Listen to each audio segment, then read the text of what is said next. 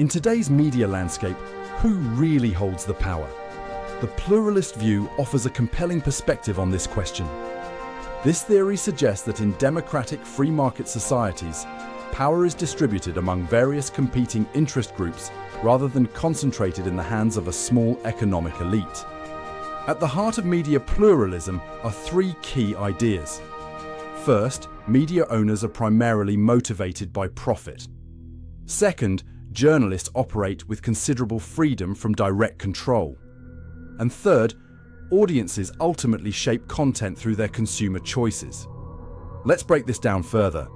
According to pluralists, media owners in democratic free market economies must compete for customers to survive. This competition drives them to provide content that people actually want and need. If a media company fails to meet consumer demands, customers will simply take their business elsewhere, potentially forcing that company out of business. This dynamic leads to an interesting conclusion. Control over media content ultimately rests with consumers, not media owners. To stay profitable, owners must adapt their content to fit the diverse demands of their audience. This means that media content tends to reflect the varied opinions of the general public rather than the narrow views of media owners. But what about journalists? Pluralists argue that in practice, media owners of large global corporations cannot personally determine the content of all their media products.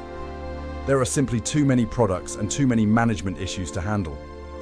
As a result, producers, editors, and journalists have significant freedom to shape media content without direct interference from owners.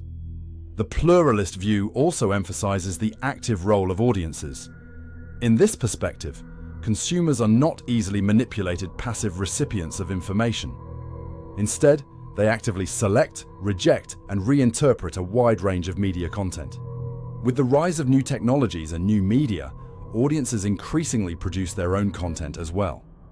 Supporting evidence for the pluralist view comes from research into viewing trends.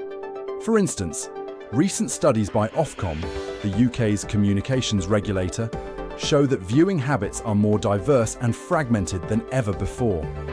This fragmentation suggests that no single media entity dominates the landscape. However, it's important to note that the pluralist view is not without its critics. Some argue that media owners still wield significant power through their ability to hire and fire journalists and select high-level editors who share their views.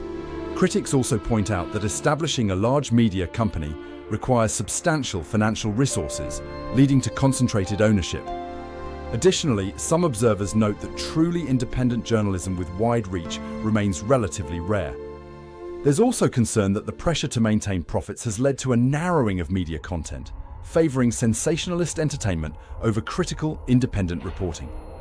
In essence, the pluralist view of media presents a perspective where power is distributed among various stakeholders. Media owners seek profit, journalists maintain creative freedom, and audiences ultimately shape content through their choices.